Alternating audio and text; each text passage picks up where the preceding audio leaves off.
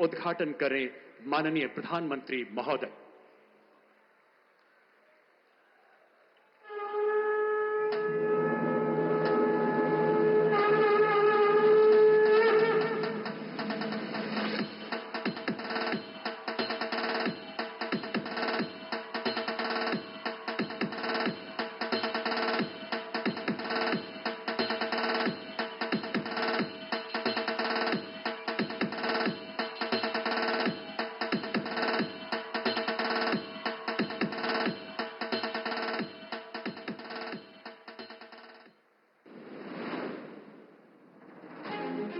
माननीय प्रधानमंत्री श्री नरेंद्र मोदी के दूरदर्शी नेतृत्व में आत्मनिर्भर भारत की ओर रफ्तार से बढ़ते हुए आज Deenbandhu Chhoturam thermal power plant Yamunanagar में 800 मेगावाट की अल्ट्रा सुपर क्रिटिकल यूनिट स्थापित की जा रही है, जिससे हरियाणा में बिजली उत्पादन 2600 मेगावाट से बढ़कर 3400 मेगावाट हो जाएगा। 8,500 करोड़ रुपए की लागत से तैयार होने वाली ये परियोजना अल्ट्रा सुपर क्रिटिकल तकनीक पर आधारित है, जो समग्र परिचालन दक्षता में 8% तक सुधार करेगी। ये परियोजना पूरी तरह से स्वदेशी है, साथ ही इससे कोयले की कम खपत, जल्दी स्टार्टअप समय, परिचालन में वृद्धि और कार्बन डाइऑक्साइड उत्सर्जन में कमी होगी। ये परियोजना प्रदेश के युवाओं को आत्मनिर्भर बनाने की दिशा में उनके रोजगार की दृष्टि से भी बेहद महत्वपूर्ण है। इस परियोजना से बिजली उत्पादन अगले 48 महीनों में शुरू हो जाएगा। आज बाबा साहब अंबेडकर की जयंती के पावन अवसर पर माननीय प्रधानमंत्री जी की गरिमामयी उपस्थिति में यमुनानगर में 800 मेगावाट की अल्ट्रा सुपर क्रिटिकल यूनिट परियोजना का शिलान्यास हो रहा है, जो इस दिन को और अधिक पवित्र और प्रेरणादायक बनाता है। हरियाणा की धरती पर लिखा जा रहा है हरित भविष्य का नया अध्याय, और इसकी नींव रख रहे हैं देश के यशस्वी प्रधानमंत्री श्री नरेंद्र मोदी जी। मुकारबपुर में स्थापित हो रहा है एक अत्याधुनिक गोबर्धन संयंत्र। स्वच्छ ऊर्जा, स्वदेशी समाधान और आत्मनिर्भर भारत की दिशा में एक और बड़ा कदम। 90 करोड़ की लागत से बन रहा ये प्लांट मई 2027 तक होगा तैयार।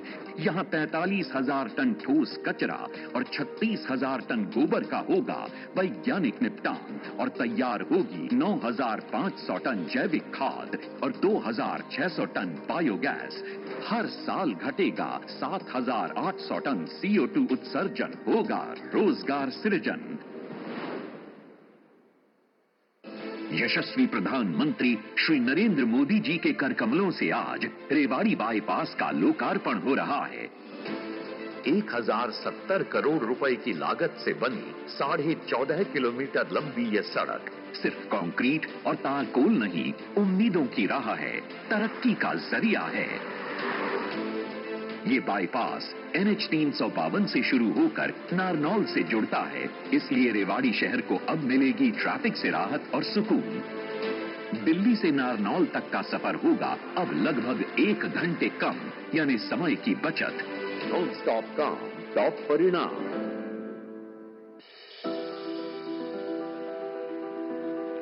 2014 जब इतिहास में रचा गया एक नया अध्याय। शपथ लेता हूं कि विधि द्वारा स्थापित भारत के एक ऐसे नए युग का आरंभ हुआ जहां सबका साथ, सबका विकास और सबका विश्वास ने लिखी व्यवस्था परिवर्तन गाथा। ये बेमिसाल उपलब्धियां ही थी जिस कारण हरियाणा की जनता ने 2024 में लगातार तीसरी बार भारी जन समर्थन देकर यशस्वी प्रधानमंत्री श्री नरेंद्र मोदी के विजन और समर्पण पर अपनी मोहर लगा दी। साथियों, चुनाव के दौरान आप सभी माताओं बहनों ने नारा दिया था, महारा हरियाणा, नॉनस्टॉप हरियाणा। उस नारे को हम सभी ने अपना संकल्प बना दिया। मुख्यमंत्री श्री नायब सिंह सैनी की अगुवाई में स्थानीय निकाय चुनावों में भी जोरदार जीत और हरियाणा की ट्रिपल इंजन सरकार इस बात का प्रमाण है कि अगर जन सेवा की भावना मन में हो तो एक सशक्त और समृद्ध हरियाणा का सपना साकार होकर रहेगा। साथियों, अगर नीति, नीयत और नेतृत्व सही हो तो समाज में भी परिवर्तन आता है और देश में भी आता है। 10 वर्ष अपार हर्ष और नव उत्कर्ष की तर्ज पर प्रधानमंत्री श्री नरेंद्र मोदी और मौजूदा केंद्रीय मंत्री एवं पूर्व मुख्यमंत्री श्री मनोहर लाल की नीतियों से पहचान पत्र के जरिए स्वाभिमान के साथ घर बैठे 52 लाख परिवारों को योजनाओं और सेवाओं का लाभ मिलने लगा है। 60 विभागों की 819 सेवाएं ऑनलाइन उपलब्ध हैं। दफ्तर और दरखास्त का चक्कर हुआ खत्म। अंत्योदय परिवारों का हुआ उत्थान। सरकारी नौकरियों में पर्ची खर्ची के सिस्टम पर लगा फुल स्टॉप।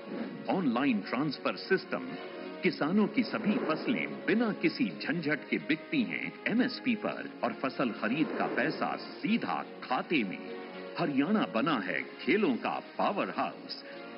आयुष्मान भारत चिरायु योजना ने दिया सुकून। हर जिले में बन रहा है मेडिकल कॉलेज। महिला सशक्तिकरण की मिसाल बना हरियाणा। हर घर नल से जल। 2014 से पहले राज्य में बिजली के लिए मचता था हाहाकार। आज म्हारा गांव जगमग गांव योजना के तहत लगभग 6000 गांवों में 24 घंटे बिजली आपूर्ति हो रही है। प्रदेश में शैक्षणिक विकास को मिली है एक नई गति। सामाजिक सुरक्षा पेंशन 2014 के मुकाबले आज 3 गुना 3000 रुपए मासिक कर दी गई। बीते 10 साल में हरियाणा नॉन स्टॉप विकास के कारण बदलावों का साक्षी बना और ये यात्रा नॉन स्टॉप जारी है क्योंकि यहाँ है ट्रिपल इंजन सरकार, तिगुनी रफ्तार। बहुत बहुत आभार महोदय।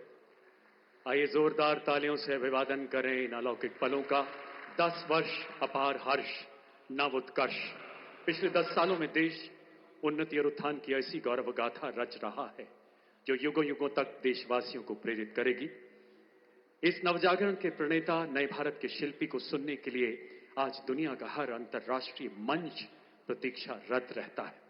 देवियों और सज्जनों, शिवालिक की पर्वत श्रृंखलाओं के उस पार तक जाती आपकी तालियों के गूंज के साथ आइए माननीय प्रधानमंत्री जी से आग्रह करें कि अपने आशीर्वचनों से हमारा मार्गदर्शन करें, अपने ओजस्वी उद्बोधन से हमें अनुग्रहित करें। माननीय प्रधानमंत्री महोदय।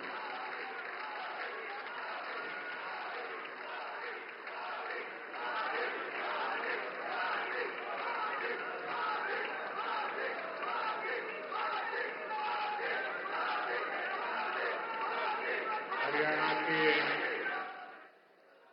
लोकप्रिय मुख्यमंत्री श्रीमान नायब सिंह सैनी जी, केंद्रीय मंत्रिमंडल के मेरे सहयोगी मनोहर लाल जी, राव इंद्रजीत सिंह जी, कृष्णपाल जी, हरियाणा सरकार के मंत्रीगण, सांसद और विधायकगण और मेरे प्यारे भाई और बहनों, हरियाणा के मेरे भाई बहनन मोदी की राम राम।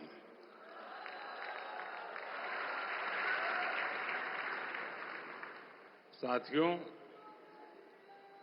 आज मैं उस धरती को प्रणाम करता हूं जहां मां सरस्वती का उद्गम हुआ, जहां मंत्रा देवी विराजती है, जहां पंचमुखी हनुमान जी है, जहां कपाल मोचन साहब का आशीर्वाद है, जहां संस्कृति, श्रद्धा और समर्पण की त्रिवेणी बहती है। आज बाबा साहब आंबेडकर जी की 135वीं जयंती भी है। मैं सभी देशवासियों को अंबेडकर जयंती की बहुत बहुत शुभकामनाएं देता हूं।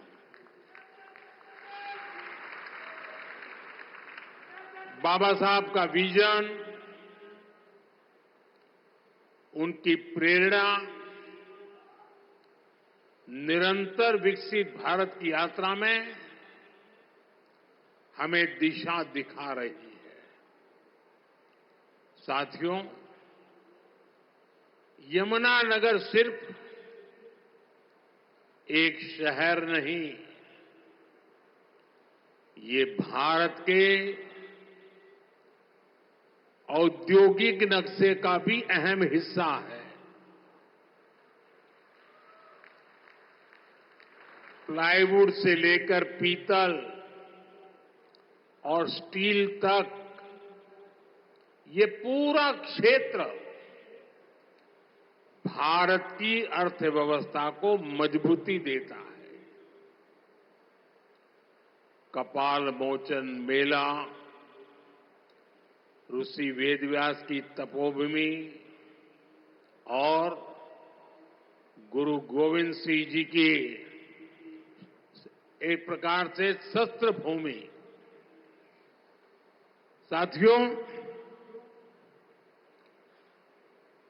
ये अपने आप में एक गरिमा बढ़ाने वाली बात है। और यमुनानगर के साथ तो जैसे अभी मनोहर लाल जी बता रहे थे, सैनी जी बता रहे थे, मेरी कई पुरानी यादें जुड़ी हुई हैं। जब मैं हरियाणा का प्रभारी था तो पंचकुला से यहां आना जाना लगा रहता था। यहां काफी सारे पुराने कार्यकर्ताओं के साथ मुझे काम करने का अवसर मिला है। ऐसे कर्मठ कार्यकर्ताओं की परंपरा आज भी चल रही है। साथियों, हरियाणा लगातार तीसरी बार डबल इंजन सरकार के विकास की डबल रफ्तार को देख रहा है। और अब तो सैनी जी कह रहे हैं ट्रिपल सरकार। विकसित भारत के लिए विकसित हरियाणा, ये हमारा संकल्प है। इस संकल्प की सिद्धि के लिए, हरियाणा के लोगों की सेवा के लिए, यहां के युवाओं के सपनों को पूरा करने के लिए हम ज्यादा स्पीड से, ज्यादा बड़े स्केल पर काम करते रहते हैं। आज यहां शुरू हुई विकास परियोजनाएं, ये भी इसी का जीता जागता उदाहरण है। मैं हरियाणा के लोगों को इस विकास परियोजनाओं के लिए बहुत बहुत बधाई देता हूं। साथियों, मुझे गर्व है कि हमारी सरकार बाबा साहब के विचारों को आगे बढ़ाते हुए चल रही है।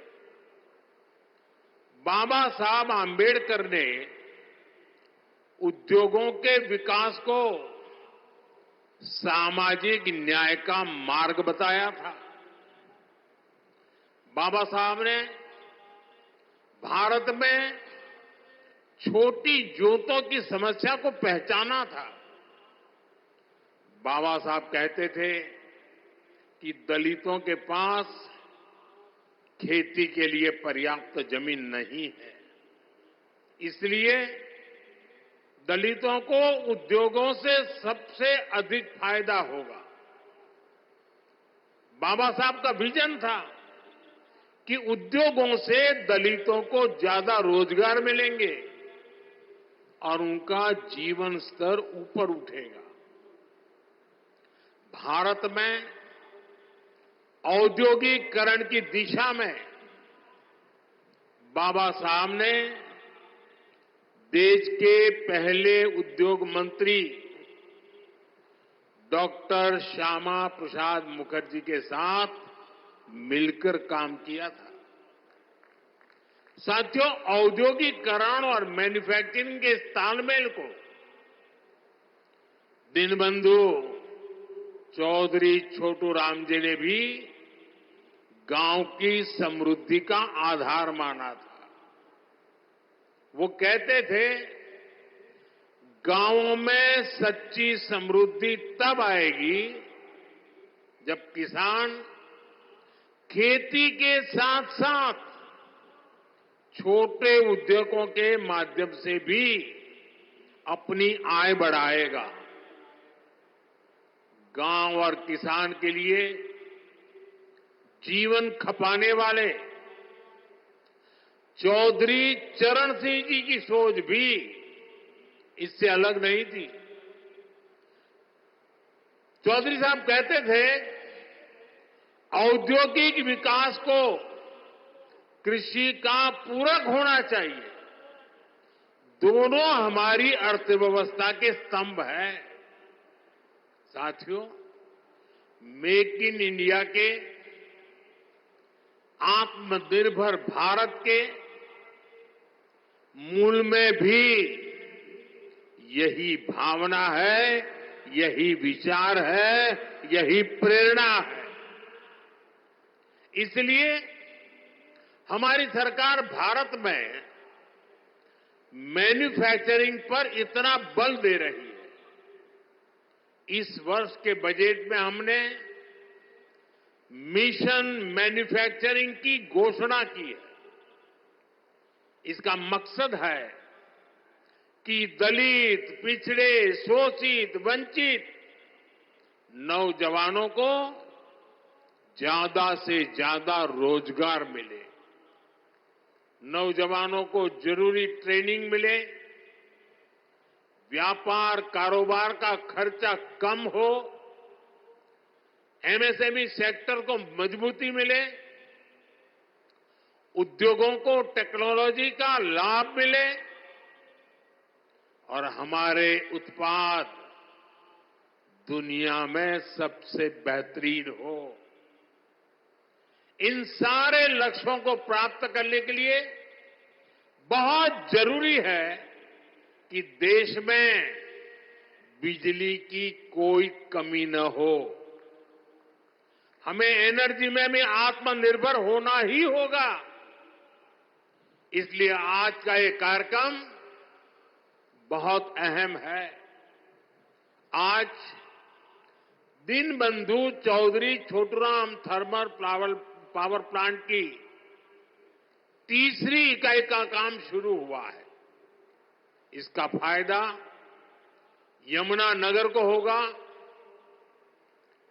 उद्योगों को होगा। भारत में जितना औद्योगिक विकास, जैसे प्लाईवुड बनता है, उसका आधा तो यमुनानगर में होता है।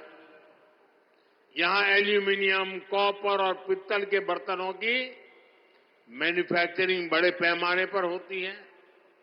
यहीं से पेट्रोकेमिकल प्लांट के उपकरण दुनिया के कई देशों में भेजे जाते हैं। बिजली का उत्पादन बढ़ने से इन सभी को फायदा होगा।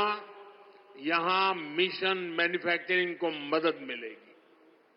साथियों, विकसित भारत के निर्माण में बिजली की बहुत बड़ी भूमिका होने वाली है और हमारी सरकार बिजली की उपलब्धता बढ़ाने के लिए चौतरफा काम कर रही है।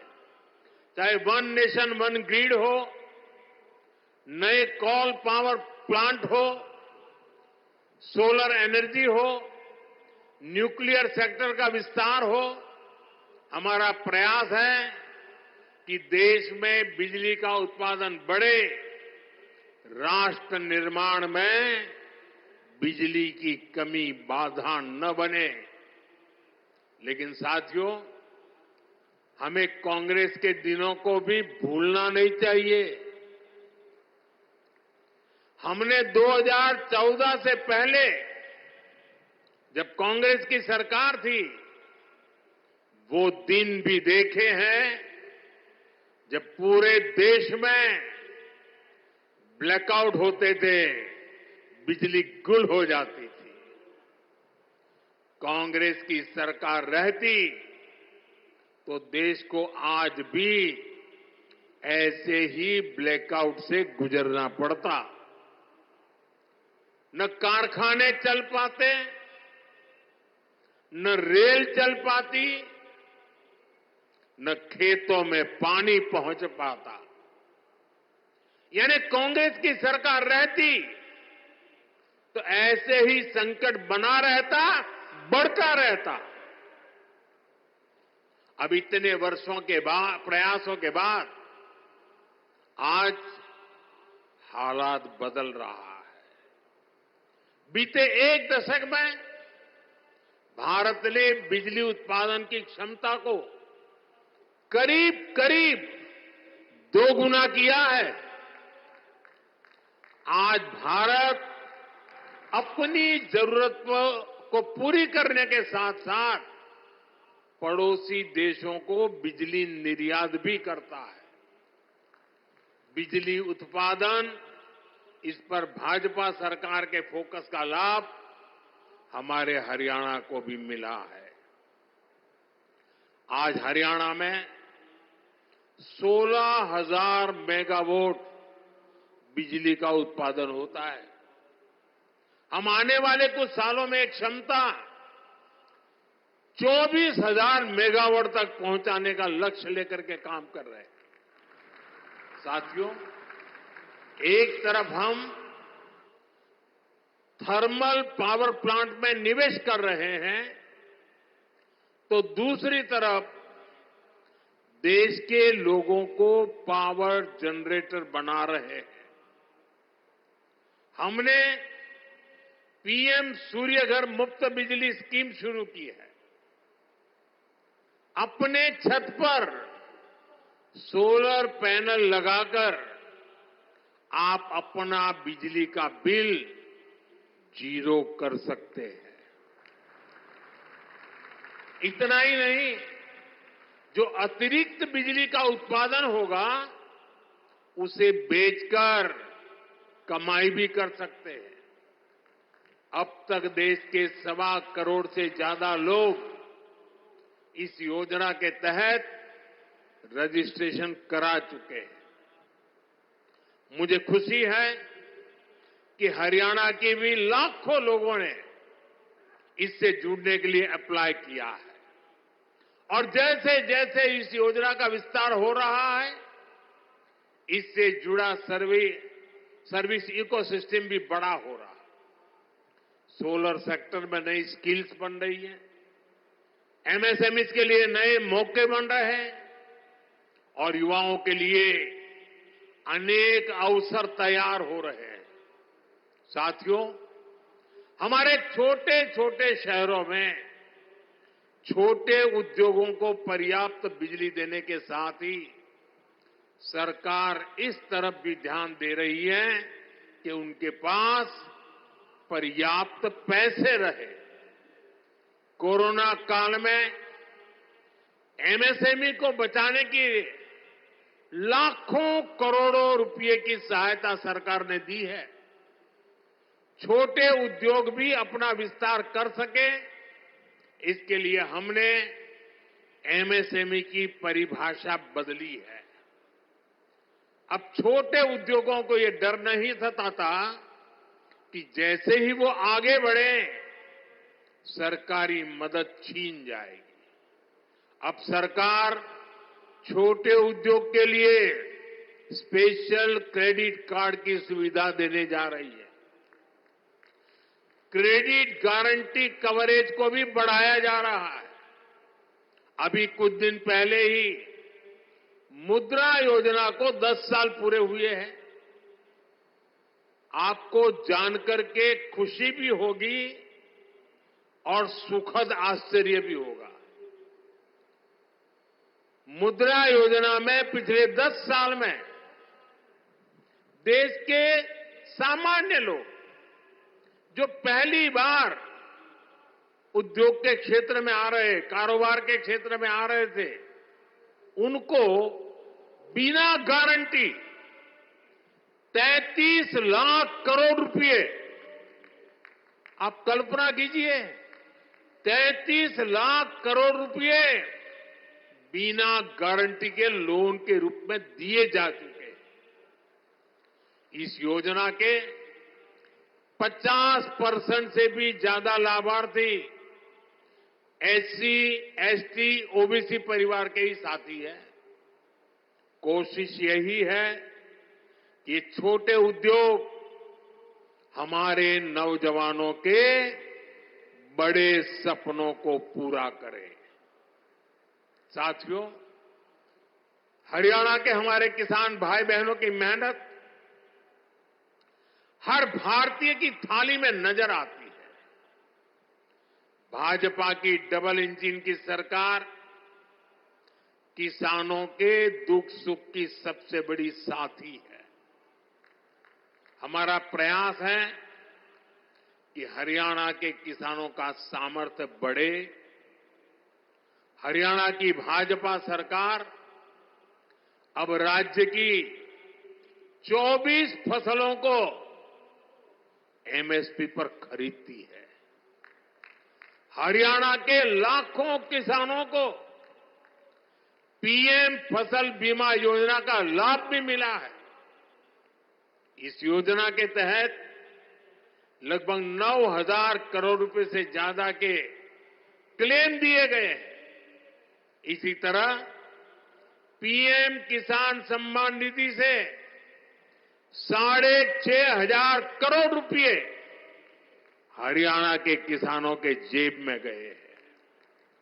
साथियों, हरियाणा सरकार ने अंग्रेजों के जमाने से चले आ रहे आबियाना को भी खत्म कर दिया है।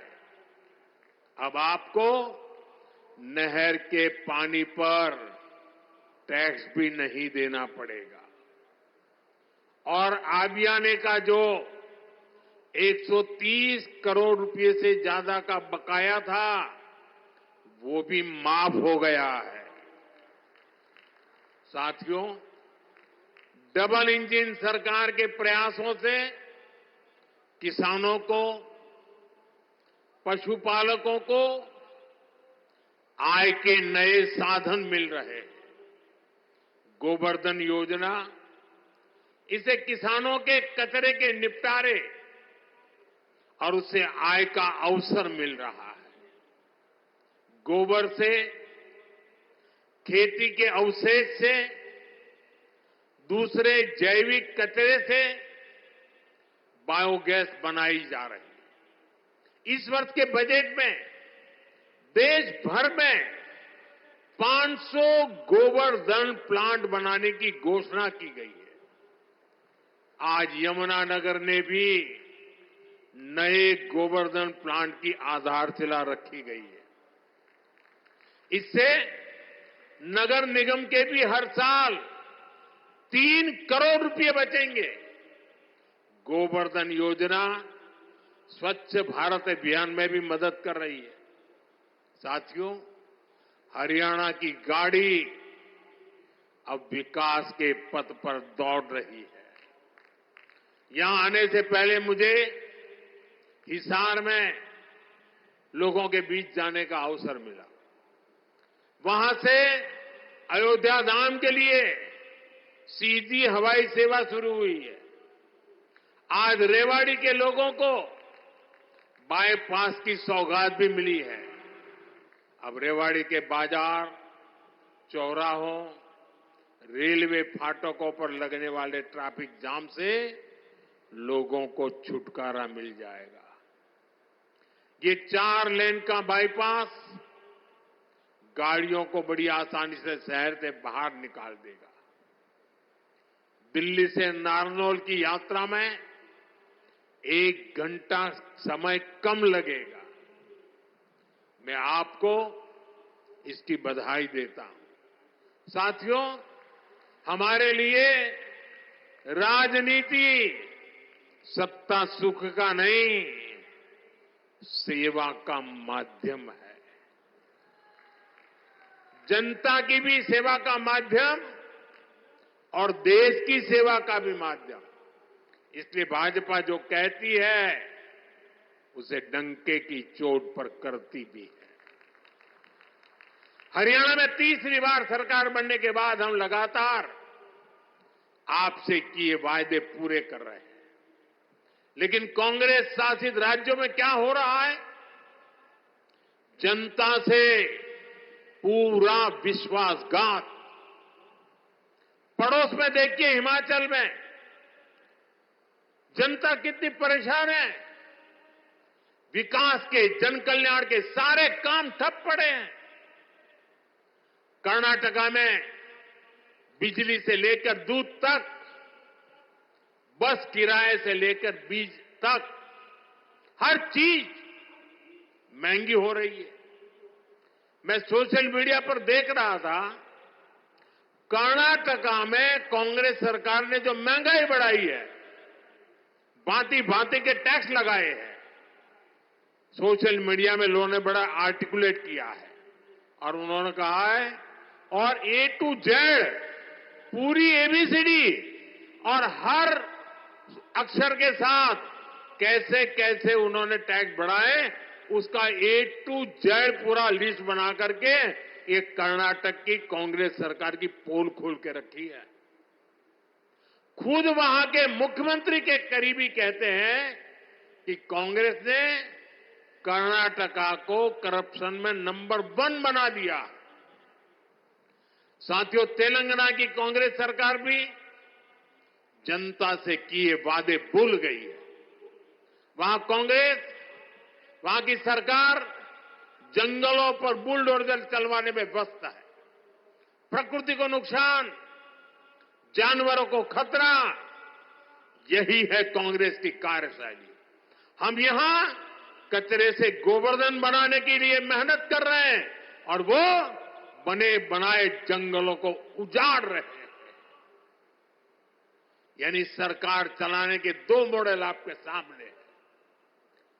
एक तरफ कांग्रेस का मॉडल है जो पूरी तरह झूठ साबित हो चुका है, जिसमें सिर्फ कश्मीर कुर्सी के बारे में सोचा जाता है। दूसरा मॉडल बीजेपी का है जो सत्य के आधार पर चल रहा है, बाबा साहब आंबेडकर ने दी हुई दिशा पर चल रहा है, संविधान की मर्यादाओं को सर आंखों पर चढ़ा के चल रहा है और सपना है विकसित भारत बनाने के लिए प्रयास करना। आज यहां यमुनानगर में भी हम इसी प्रयास को आगे बढ़ता देखते हैं। साथियों, मैं आपसे एक और अहम विषय की चर्चा करना चाहता हूं। कल देश ने वैशाखी का पर्व मनाया है। कल ही जलियांवाला बाग हत्याकांड के भी 106 वर्ष हुए हैं। इस हत्याकांड में अपनी जान गंवाने वालों की स्मृतियां आज भी हमारे साथ है। जलियांवाला हत्याकांड में शहीद हुए देशभक्तों और अंग्रेजों की क्रूरता के अलावा एक और पहलू है जिसे पूरी तरह अंधेरे में डाल दिया गया था। ये पहलू मानवता के साथ, देश के साथ खड़े होने के बुलंद जज्बे का है। इस जज्बे का नाम शंकरन नायर था। आपने किसी ने नहीं सुना होगा, शंकरन नायर का नाम नहीं सुना होगा, लेकिन आजकल इनकी बहुत चर्चा हो रही है। शंकरन नायर जी एक प्रसिद्ध वकील थे और उस जमाने में 100 साल पहले अंग्रेजी सरकार में बहुत बड़े पद पर विराजमान थे। वो सत्ता के साथ रहने का सुख, चैन, मौज सब कुछ कमा सकते थे, लेकिन उन्होंने विदेशी शासन की क्रूरता के विरुद्ध जलियांवाला बाग की घटना से व्यथित होकर मैदान में उतरे। उन्होंने अंग्रेजों के विरुद्ध आवाज उठाई। उन्होंने उस बड़े पद से लात मार करके इसे छोड़ दिया। केरल के थे, घटना पंजाब में घटी थी। उन्होंने जलियांवाला बाग हत्याकांड केस लड़ने का खुद ने फैसला किया। वो अपने दम पर लड़े, अंग्रेजी साम्राज्य को हिला कर रख दिया। जिस अंग्रेजी साम्राज्य का सूरज, जिनका सूरज कभी अस्त नहीं होता था, उसको शंकर नायर जी ने जलियांवाला हत्याकांड के लिए कोर्ट में कटघरे में खड़ा कर दिया। साथियों, ये सिर्फ मानवता के साथ खड़े होने का ही मामला भर नहीं है, ये एक भारत श्रेष्ठ भारत का भी बहुत उत्तम उदाहरण है। कैसे दूर सुदूर दक्षिण में केरल का एक व्यक्ति पंजाब में हुए हत्याकांड के लिए अंग्रेजी सत्ता से टकरा गया। यही स्पिरिट हमारी आजादी की लड़ाई की असली प्रेरणा है। यही प्रेरणा आज भी विकसित भारत की यात्रा में हमारी बहुत बड़ी ताकत है। हमें केरल के शंकरन नायर जी के योगदान के बारे में जरूर जानना चाहिए और पंजाब, हरियाणा, हिमाचल, यहां के एक एक बच्चे को जानना चाहिए। साथियों, गरीब, किसान, नौजवान और नारी शक्ति, इन चारों स्तंभों को सशक्त करने के लिए डबल इंजन सरकार निरंतर काम कर रही है। हम सभी के प्रयासों से हरियाणा जरूर विकसित होगा। मैं अपनी आंखों से देख रहा हूं, हरियाणा फलेगा, फूलेगा, देश का नाम रोशन करेगा। आप सभी को इन अनेक विकास कार्यों के लिए बहुत बहुत शुभकामनाएं। दोनों हाथ ऊपर करके पूरी ताकत से मेरे साथ बोलिए, भारत माता की, भारत माता की, भारत माता की। बहुत बहुत धन्यवाद।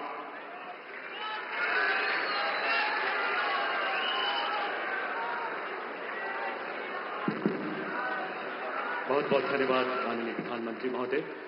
देवियों सज्जनों, आइए एक बार पुनः तालियों के जयनाद से अपना आभार हमारे प्रेरणा पुंज विकसित भारत के संकल्प के शिल्पकार माननीय प्रधानमंत्री जी तक पहुंचाएं।